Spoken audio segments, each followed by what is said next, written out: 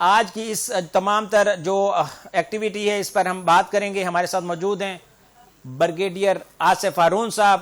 Brigadier Asif Haroon صاحب، آج تینوں افواج نے chief of defence forces Syed Asim Munir کو سلام پیش کیا اور اس کے بعد انہوں نے جو پیغام دیا اس پر آپ کیا کہیں گے اس ایکٹیویٹی کو؟ اور خاص طور پہ انہوں نے آج اس دفتر کا، جس دفتر کا جو حکومت پاکستان نے انہیں نوازا، اس کے اندر جا کر افتتاح کیا اور اس کے اندر انہوں نے بعد میں سٹیٹمنٹ دی کہ افغانستان کو، طالبان رجیم کو ان فتنہ الخوارج یا پاکستان میں سے ایک انتخاب کرنے کے علاوہ کوئی آپشن نہیں. کیا کہیں گے جناب؟ شکریہ آپ کا. بسم اللہ الرحمن الرحیم.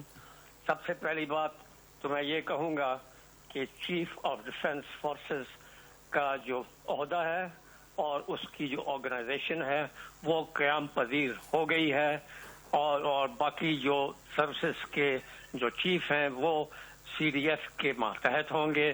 وہ آج جو ہے سامنے دنیا نے یہ دیکھ لیا، گارڈ آف آنر یہ پیش ہو گیا، اور وہ جو ایک بیٹھک جو ہے ان کی ہوئی، اور یہ بیٹھک جو تھی یہ سیکیورٹی اورینٹڈ میٹنگ تھی، اور یہ ایک پیغام دینا تھا پاکستان کے دشمنوں کو.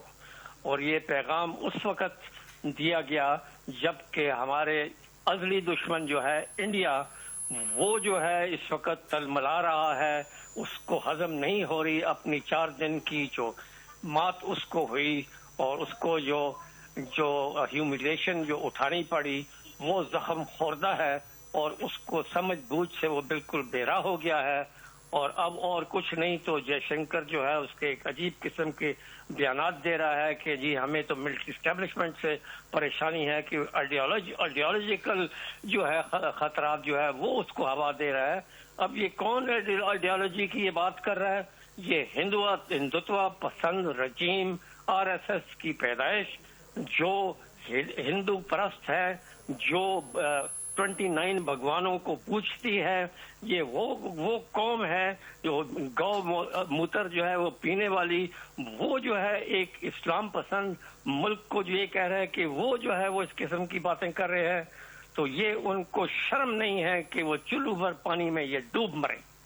ایک تو بات یہ ہوگی. دوسری بات یہ ہے کہ اب ان کے جو وہ ڈھونگ ہیں اور وہ جو ان کے جو ڈھکوسلے ہیں وہ اب ختم ہو چکے. وہ کیوں ختم ہوئے؟ نمبر ایک بات یہ کہ پاکستان آج ہارڈ سٹیٹ بن چکا ہے، وہ سافٹ سٹیٹ نہیں رہا. اس نے جو اپنی پالیسی آف اپیزمنٹ، جو سیلف ڈیفیٹنگ پالیسی تھی، جس کی وجہ سے پاکستان نے آج تک نقصان اٹھایا، وہ انہوں نے ختم کر دی ہے. اب ہم جو ایک ہارڈ سٹیٹ کی طرح ہم ہر سٹیٹ کے ساتھ ڈیل کریں گے. ہم اسی کے ساتھ بہت اچھے دوست ہوں گے جو ہمارے ساتھ دوست ہوں گے، اور جو ہمارے ساتھ دشمنی کرے گا، مکاری کرے گا، اندر سے فریب زنی کرے گا، تو اس کا ہم ایسا جواب دیں گے کہ وہ پھر ساری عمر جو ہے یہ یاد رکھے گا. یہ میسج ان کو یہ دے رہا ہے کہ جو 4 دن کی جو جنگ تھی وہ تو ہماری بڑی ریسٹرینڈ جنگ تھی.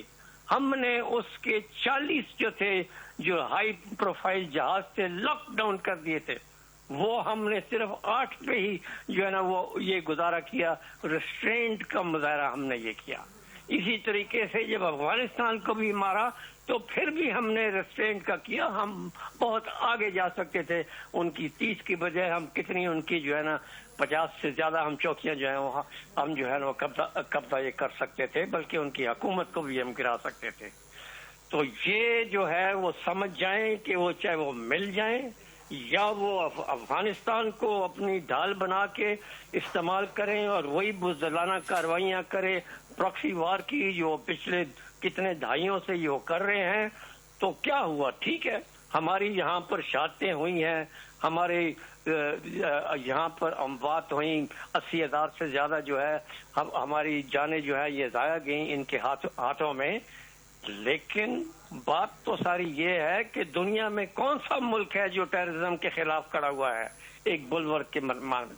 ساری دنیا جو ہے وہ خائف ہے اور وہ زخم خوردہ ہے ٹیررزم کی. کوئی نہیں ان کے آگے کھڑا ہو سکتا یا ان کا مقابلہ کر سکتا. واحد پاکستان ہے اور یہ دنیا نے تسلیم کر لیا ہوا ہے.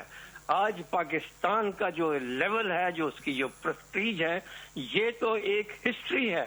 یہ کبھی ایسے ہوا نہیں کہ ایک تھرڈ ورلڈ کی ایک کنٹری جو ہے، ایک چھوٹی یہ ملک ہے، اس کو اتنی بلندیوں کے اوپر کھڑا کیا جائے کہ جو فرسٹ ورلڈ ہے، جو نہ یہ کہ امریکہ بلکہ Europe, Middle East, South Asia, Central Asia, یہ سارے جو ہیں یہ آ رہے ہیں اور ہم سے یہ کوشش کر رہے ہیں سیکھنے کے لیے کہ یہ آپ نے یہ کیسے میریکل، یہ کیسے کارنامہ یہ اچیو کیا. ہمیں بھی سمجھائیں، ہمیں بھی بتائیں.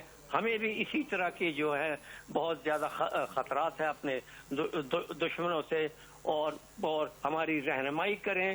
اور رہنمائی ہی نہیں بلکہ جو ہے آپ آگے قدم بڑھائیں، ہم آپ کے ساتھ ہیں.